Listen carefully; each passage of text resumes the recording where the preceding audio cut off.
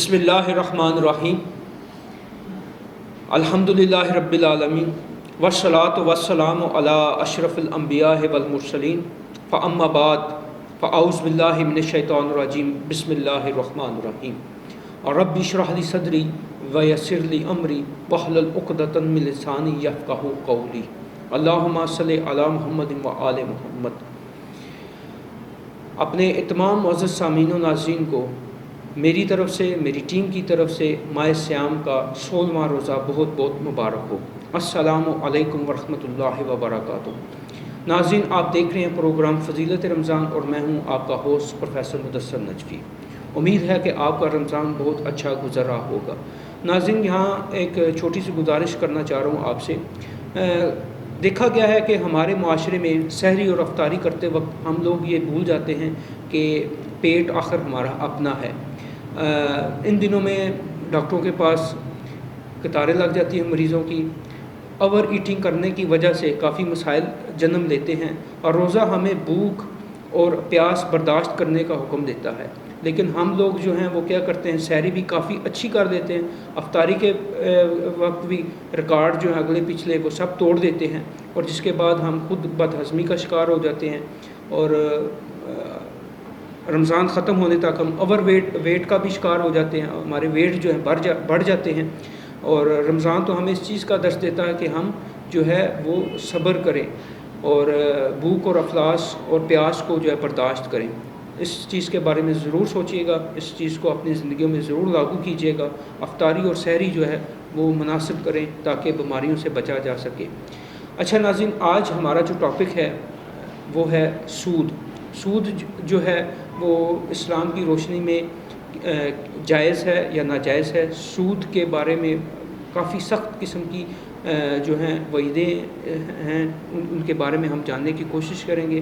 ہمارے ساتھ موجود ہیں روز کی طرح علامہ پروفیسر محمد امجد علی مراتبی صاحب، اور آج جو ہے وہ بڑی اچھی اور مفصل گفتگو فرمائیں گے سود پر۔ جی علامہ صاحب، کیسے آپ؟ ٹھیک ہیں؟ الحمدللہ، اللہ کا شکر۔ ماشاء اللہ سے روزے اچھی گزر رہی ہیں آپ کی؟ بہت اچھے گزر، اللہ کا بہت بڑا شکر۔ آج ہمارا ٹاپک ہے سود۔ ذرا ہمارے ناظرین کو اس کے بارے میں تفصیل سے بتائیے گا کہ یہ سود ہے کیا؟ جی میں عرض کروں۔ جی بہت شکریہ۔ الحمدللہ الذی ابدع الافلاک والارضین والصلاة والسلام علی من کان نبیا وآدم بین الماء والطین وعلی آلہ واصحابہ اجمعین، اما بعد فاعوذ باللہ من الشیطان الرجیم، بسم اللہ الرحمن الرحیم۔ یا ایہا الذین آمنوا اتقوا اللہ وذروا ما بقی من الربا ان کنتم مؤمنین، فإن لم تفعلوا فأذنوا بحرب من اللہ ورسولہ، صدق اللہ العظیم۔ حضرات ذی وقار، معزز ناظرین و سامعین کرام، السلام علیکم ورحمۃ اللہ وبرکاتہ و مغفرتہ۔ اللہ تعالیٰ کا کروڑا احسان عظیم ہوا کہ جس رب لم یزل نے مجھے آپ سے مخاطب ہونے کی توفیق عطا فرمائی۔ ہمیشہ کی طرح آج رمضان المبارک کے 16ویں روزہ میں جس موضوع پہ ہم بات کرنا چاہیں گے وہ ہے سود۔ حضرات محترم، سود ہمارے معاشرے میں اس کی جڑیں جو ہیں وہ بہت گہری ہوتی جا رہی ہیں، اور ہر تیسرا بندہ جو ہے وہ سودی کاروبار میں مبتلا ہے، اور اس کی جو وعید ہے، جیسا کہ نجوی صاحب نے پہلے بتایا کہ قرآن و حدیث کے حوالہ سے سود کی مذمت ہے، تو اسی مذمت کے بارے میں آج ہم بات کریں گے۔ تو سب سے پہلے میں اپنی گفتگو کا آغاز کرتا ہوں اللہ تعالیٰ کے بابرکت کلام سے، اللہ تعالیٰ کی مقدس کتاب سے، کہ جس میں اللہ تبارک و تعالیٰ نے فرمایا کہ جو سودی کاروبار کرتا ہے اللہ تعالیٰ اس کے ساتھ اعلان جنگ کرتا ہے۔ میں اس کا تھوڑا سا آپ کو مفہوم بتا دوں کہ جو سودی کاروبار کرتا ہے وہ اللہ کا اس کے ساتھ اعلان جنگ ہے۔ یہ آپ اندازہ کر لیں کہ اللہ اس کے ساتھ اعلان جنگ کرتا ہے جو بندہ سودی کاروبار کرتا ہے۔ اچھا سود ہے کیا، یہ آپ نے پوچھا؟ میں پوچھنا چاہوں گا سود کو پہلے ڈیفائن کر لیں اور یہ بتائیں کہ مطلب امت مسلمہ سے پہلے جو سود جو تھا جائز تھا، اور جیسے شریعت محمدی پہ یہ جو چیزیں ہیں شراب ہوگی، سود ہو گیا، اس طرح کی چیزیں جو حرام قرار پائی، تو ذرا یہ تفصیل سے بتا دیجیے کہ پہلی امتوں میں یہ چیز حلال تھی۔ یہی جو میں نے آیت کریمہ پڑھی ہے اس میں یہ ساری کی ساری باتیں موجود ہیں اور سارے کے سارے جواب جو ہیں اسی آیت کریمہ میں ہیں۔ جی جی ماشاء اللہ۔ کہ سب سے پہلے تو میں بتانا چاہوں گا کہ سود ہے کیا۔ جی سود کی تعریف یہ ہے کہ اگر آپ کسی کو رقم ادھار دیتے ہیں تو اس کے بدلہ میں اپنی اصل رقم سے زیادہ رقم کی ڈیمانڈ کرنا یہ سود ہے۔ یعنی اپنے رقم کو بڑھانا، اس میں اضافہ کرنا، 2 گنا 4 گنا اس میں اضافہ کرنا، یہ سود ہے اور اسی کو حرام قرار دیا گیا ہے۔ کیوں حرام قرار دیا گیا ہے؟ کہ کسی مجبور کی مجبوری سے ناجائز فائدہ اٹھانا، اور جو امیر ہے وہ امیر تر ہوتا جاتا ہے اور غریب جو ہے وہ غریب تر ہوتا جاتا ہے۔ اس میں یہ بھی ایک چیز پائی جاتی ہے سود۔ یہ ایک الگ سے ہم موضوع ہے، اس میں ہم بات کریں گے۔ تو جو قرآن کی آیات ہے، جیسے آپ نے کہا کہ پہلے یہ جائز تھا پھر اس کو اللہ تعالیٰ نے حرام قرار دیا، یہ اس وقت حرام قرار ہوا جب لوگ جو تھے وہ غریب سے غریب تر ہوتے جا رہے تھے، اور جو بیچارہ جو غریب تھا، مفلوق الحال تھا، وہ زیادہ سے زیادہ جو ہے وہ نیچے سے نیچے چلا جا رہا تھا۔ تو اللہ تبارک و تعالیٰ نے پھر اس کی حرمت فرمائی، اور جب اس کی حرمت آئی تو وہ صحابہ کرام رضوان اللہ تعالیٰ علیہ مجمعین قربان جائیں صحابہ کرام کی شان پہ، صحابہ کرام کے مقام پہ، اور صحابہ کرام رضوان اللہ تعالیٰ علیہ مجمعین کے نبی کریم صلی اللہ علیہ وسلم کے فرمان کے سننے پہ اور اس پہ عمل کرنے پہ قربان جائیے۔ کیسا جذبہ تھا ان صحابہ کرام کا، کیسی محبت تھی صحابہ کرام کی رسول پاک صلی اللہ علیہ وسلم کے ساتھ، کہ اللہ کی طرف سے جب یہ حکم آیا سود کے بارے میں کہ یا ایھا الذین آمنوا اتقوا اللہ، کہ اے ایمان والو اللہ سے ڈر جاؤ، یہ اے ایمان والو اللہ سے ڈر جاؤ۔ یہ دیکھیں کہ حکم خاص ہے ایمان والوں کے لیے، اللہ اکبر۔ حکم جیسے روزے کا حکم فرمایا ایمان والوں کو، اور اسی طرح اللہ نے یہ بھی حکم فرمایا ہے ایمان والوں کو، اے ایمان والو اتقوا اللہ، اللہ سے ڈر جاؤ، وذروا ما بقی من الربا، اور وذروا چھوڑ دو جو تمہارا باقی ربا ہے، جو تمہارا سود ہے اس کو چھوڑ دو۔ واتقوا اللہ وذروا ما بقی من الربا ان کنتم مؤمنین، اگر تم مومن ہو، اگر تم ایمان رکھتے ہو۔ جی ناظرین، ہماری گفتگو کا سلسلہ جاری ہے اور ہم ملتے ہیں چھوٹے سے وقفے کے بعد۔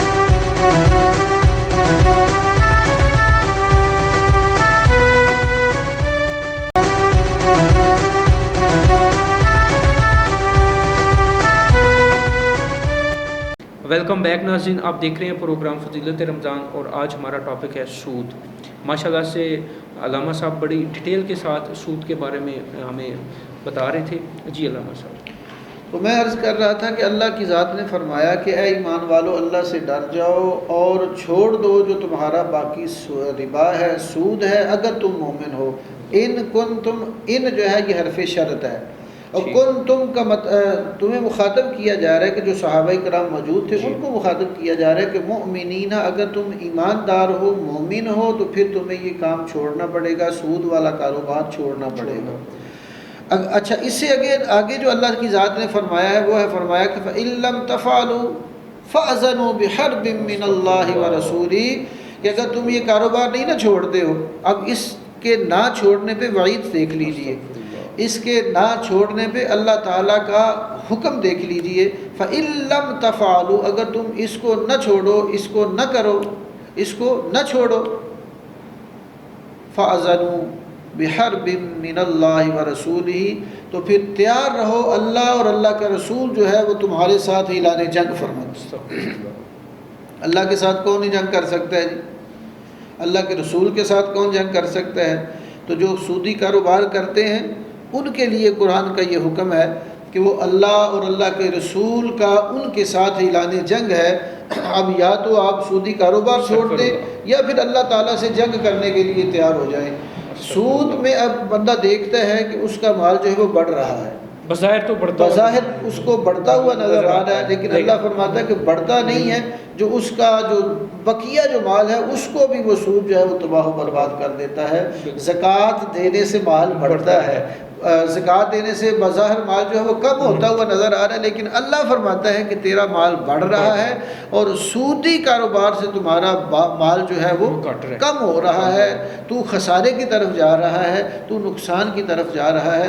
تو حضرات ذی وقار، ہمیں اس موذی مرض سے بچنا چاہیے۔ وہ ہمارے حجاج کرام، وہ ہمارے صوفیاء کرام کہ جو جناب والا یہ کاروبار بھی کرتے ہیں اور پھر نمازیں بھی جو ہے وہ پہلی صف میں جا کے پڑھتے ہیں، ان کے لیے اور ہر ایمان والے کے لیے یہ لمحہ فکریہ ہے کہ اللہ تعالیٰ کا کھلم کھلا اعلان جنگ ہے، اللہ کے رسول کا کھلم کھلا اعلان جنگ ہے کہ اگر تم سودی کاروبار نہیں چھوڑو گے تو اللہ اور اللہ کے رسول کے ساتھ جنگ کرنے کے لیے تیار ہو جاؤ۔ اللہ اور اللہ کے رسول کے ساتھ کوئی جنگ کر سکتا ہے؟ نہیں۔ اللہ تعالیٰ ہمیں اس سے محفوظ فرمائے، مامون فرمائے، اللہ تعالیٰ ہم سب کو بچنے کی توفیق عطا فرمائے۔ ہاں جی، ویسے علامہ صاحب میرا بھی جو کہ کہتے ہیں ایکسپیرینس ہے نا سوسائٹی میں، اکثر لوگ جو ہے سود لے کر جو ہے اپنا کاروبار سٹارٹ کرتے ہیں، تو ان کا کاروبار جو ہے وہ پایہ تکمیل تک تو نہیں پہنچتا، رستے میں ہی ان کا کچھ نہ کچھ ایسا حادثہ پیش آ جاتا ہے یا کچھ ایسی بات ہو جاتی ہے کہ ان کے کاروبار جو چلتے نہیں۔ یہ کیسے وہ بندہ کیسے کامیاب ہو سکتا ہے جس کو اللہ فرما رہا ہے کہ اللہ اور اللہ کے رسول تیرے ساتھ اعلان جنگ کا اعلان کرتے ہیں، تو اللہ کے رسول کے ساتھ جنگ کر کے کیسے بندہ کامیاب ہو سکتا ہے؟ جی، بظاہر تو وہ جنگ اسے نظر نہیں آ رہا ہے، کبیرہ گناہوں میں سے ایک گناہ ہے۔ جی، تو یہ تھا قرآن کے حوالہ سے نص قطعی سے جو میں نے آپ کی بارگاہ عالیہ میں تھوڑی سی عرضی جو پیش کی ہے سود کے حوالہ سے، تو جو اب آپ کے سامنے میں حدیث مبارکہ بیان کرنے لگا ہوں اس میں اس سے بھی زیادہ وعید اور سخت الفاظ رسول کریم صلی اللہ علیہ وسلم نے بیان فرمائے ہیں۔ اس روایت کے راوی کا نام حضرت جابر رضی اللہ تعالیٰ عنہ، اور اس حدیث کو نقل کیا ہے حضرت امام مسلم نے اپنی صحیح مسلم کے اندر۔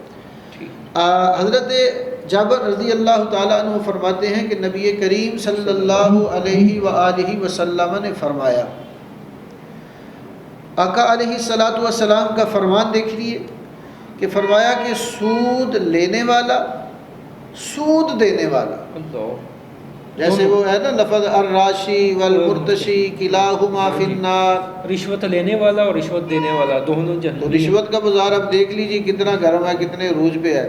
تو اسی طرح اللہ کے رسول صلی اللہ علیہ وسلم کا فرمان ہے کہ سود لینے والا، سود دینے والا اور سود کی تحریر کو لکھنے والا، اللہ استغفر اللہ استغفر اللہ۔ اور پھر اس کے بعد آپ صلی اللہ علیہ وسلم نے فرمایا کہ سود لینے والا، سود دینے والا، سود کی تحریر لکھنے والا اور سود کے معاملہ میں گواہی دینے والا، فرمایا ان سب پہ اللہ تعالیٰ نے لعنت فرمائی۔ کس کس پہ لعنت ہے جی؟ سود لینے والے پر، سود دینے والے پر، تحریر لکھنے والے پر اور اس کا گواہ بننے والے پر۔ تو یہ چاروں کے چارے جو ہیں یہ برابر کے اس جرم میں برابر کے شریک ہیں کہ یہ ان چاروں کے ساتھ اللہ اور اللہ کے رسول جو ہے وہ اعلان جنگ فرما رہے ہیں۔ تو دیکھ لیں کتنی سخت وعید ہے۔ اور اسی طرح اگر آپ اس کو دیکھیں کہ اب ہم اس گناہ کو گناہ نہیں سمجھتے ہیں نا، ایک بندہ سود لے رہا ہے تو وہ ہنسی خوشی لے رہا ہے، دینے والا اس نیت پہ دے رہا ہے کہ میرا مال جو ہے وہ زیادہ ہوگا۔ اب جناب والا وہ جو تحریر لکھنے والا بڑی خوشی سے لکھ رہا ہے کہ تحریر لکھنے سے مجھے بھی کچھ نہ کچھ مل جائے گا، تو گواہی دینے والا جناب والا اس کو پتہ نہیں کچھ حاصل ہونا ہے یا نہیں ہونا، خواہ بخواہ وہ اس میں ان گواہوں میں شریک ہو کر خدا اور خدا کے رسول کے ساتھ وہ اعلان جنگ کر رہا ہے، خدا اور خدا کے رسول کا مجرم بن رہا ہے.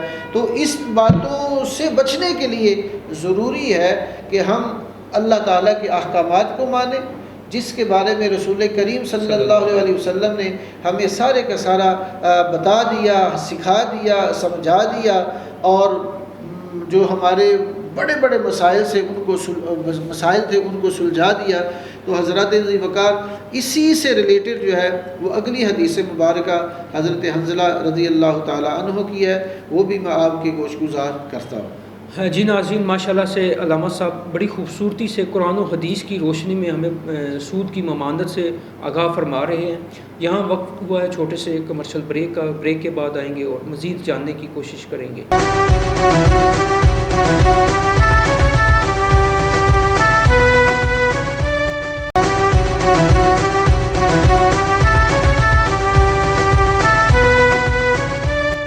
ویلکم بیک ناظرین، آپ دیکھ رہے ہیں پروگرام فضیلت رمضان، اور آج ہمارا ٹاپک ہے سود. مولانا صاحب بڑی خوبصورتی سے قرآن و حدیث کی روشنی میں بتا رہے ہیں کہ سود کی ممانعت، اسلام میں سود کی ممانعت ہے. اسلام سود کو جائز قرار نہیں دیتا، اور اللہ اور اللہ کے رسول کا اعلان جنگ ہے. جو شخص سود کا کاروبار کرتا ہے اس پہ اللہ تعالیٰ کی لعنت ہے، اور اس سے کھلی اللہ تعالیٰ کی جنگ ہے. مزید جاننے کی کوشش کرتے ہیں علامہ صاحب سے.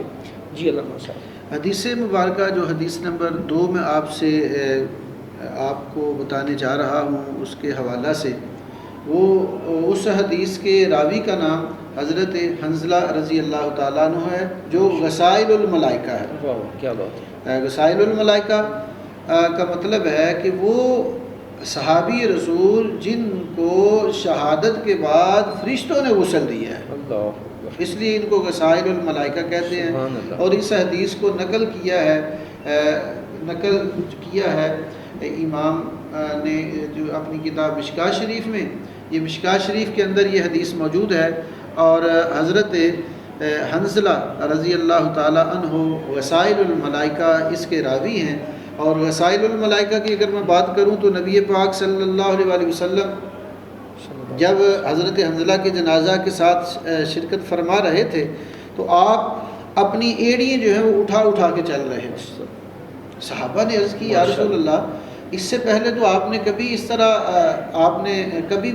جب بھی آپ کسی جنازہ میں شرکت آپ نے فرمائی ہے تو آپ نے اپنی ایڑیاں مبارک کو کبھی اٹھایا نہیں ہے، تو آج آپ اپنے پنجوں کے پل آپ چل رہے ہیں. اے اللہ کے نبی، اس میں کیا حکمت ہے؟ تو میرے کریم آقا علیہ الصلاۃ والسلام نے فرمایا کہ صحابہ، اس حنظلہ کے جنازہ میں شرکت کے لیے اللہ تعالیٰ کے فرشتے جو ہیں وہ اتنے زیادہ آ چکے ہیں کہ پاؤں رکھنے کے لیے جگہ نظر نہیں آ رہی ہے. تو یہ حنظلہ کو غسائل الملائکہ یعنی فرشتوں نے غسل دیا ہے، اور وہ اس حدیث کو نقل کرتے ہیں. اور اس حدیث میں پہلی حدیث سے بھی زیادہ وعید ہے. اللہ.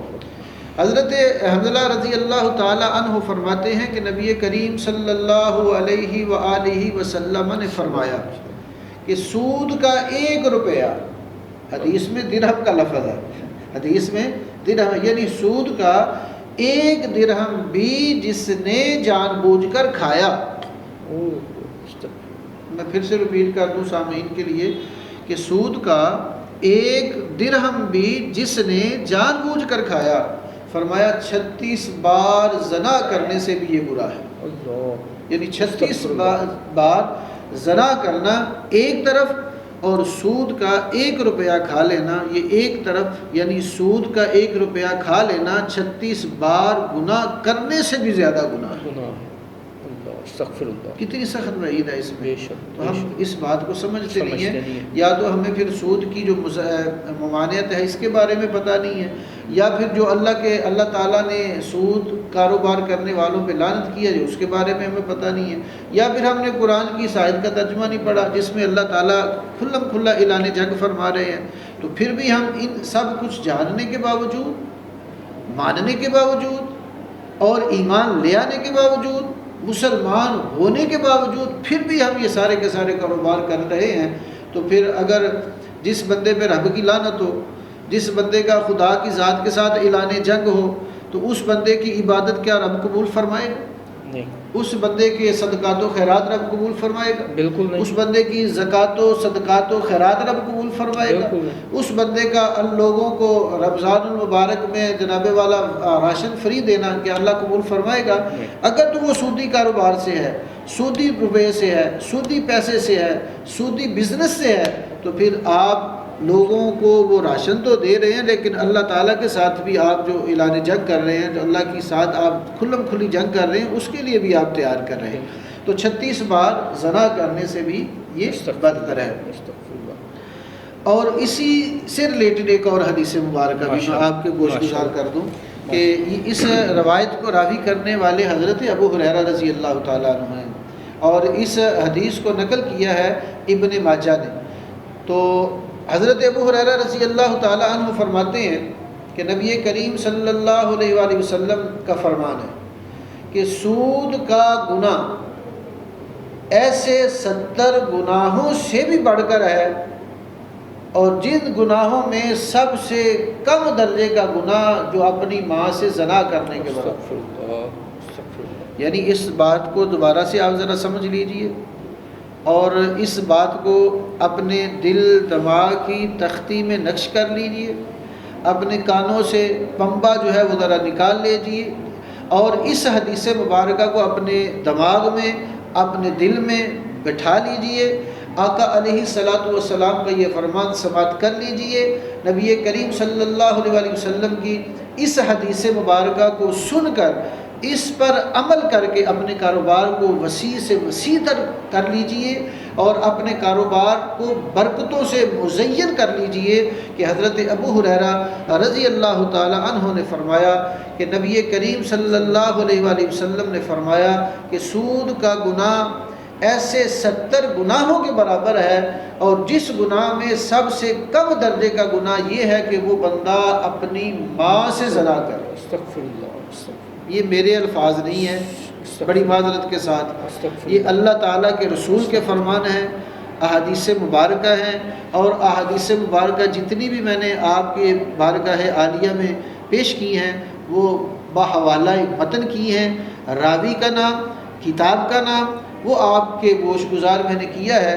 یہ میری بات نہیں ہے، اللہ کے رسول کی بات ہے، یہ اس ہستی کی بات ہے جو ہستی اپنی مرضی سے اپنی لب کشائی نہیں کرتی ہے، یہ اس ہستی کا، یہ اس نبی کا فرمان ہے جو نبی بولتا ہے تو رب قرآن بنا دیتا ہے، یہ اس نبی کا فرمان ہے جس نبی پہ ہماری لاکھوں جانیں قربان ہیں، ہماری آن، ہماری جان، ہمارا سب کچھ جس پہ قربان ہے، یہ اس ہستی کا فرمان ہے۔ اللہ تعالی ہم سب کو اس پہ عمل پیرا ہو کر زندگی گزارنے کی توفیق عطا فرمائے۔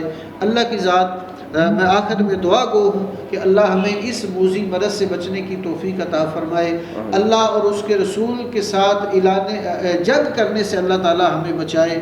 اللہ تعالیٰ کی احکامات، اللہ کے رسول صلی اللہ علیہ وسلم کی تعلیمات پر ہمیں عمل پیرا ہو کر زندگی گزارنے کی توفیق عطا فرمائے۔ اللہ تعالیٰ میرا اور آپ سب کا حامی و ناصر ہو۔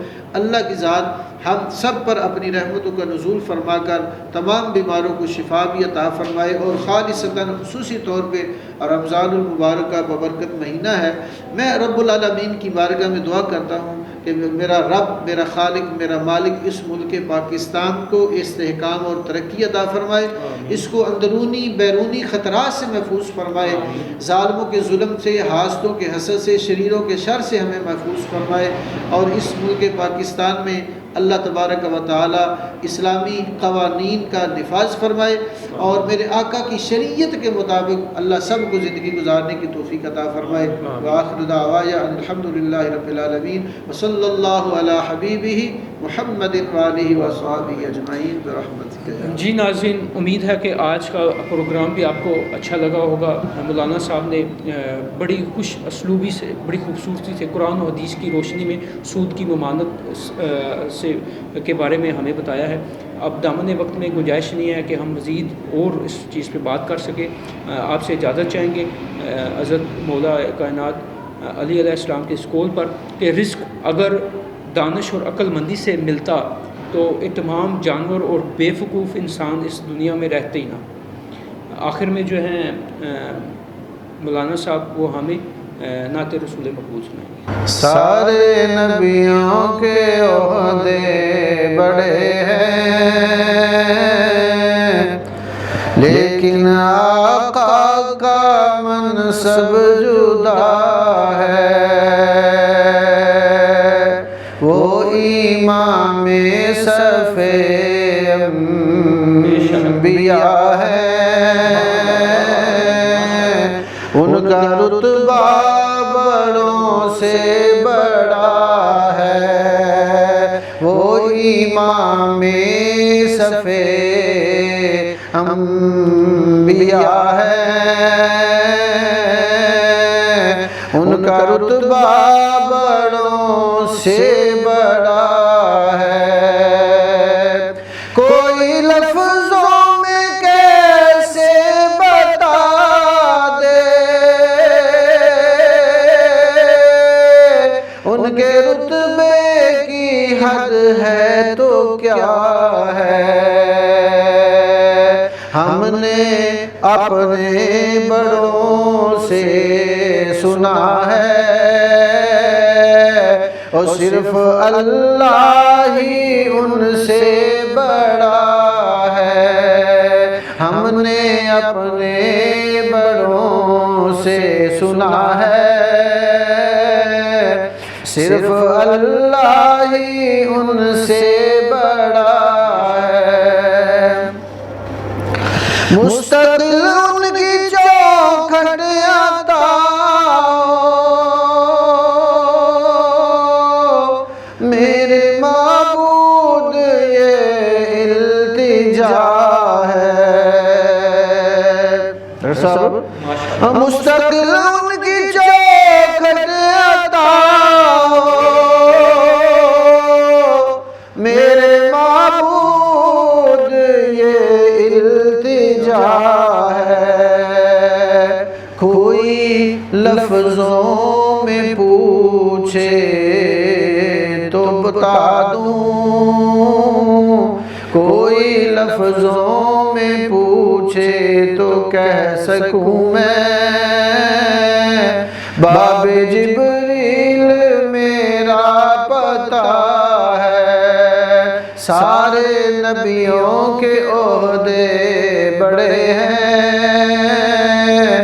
لیکن آقا کا منصب جدا ہے۔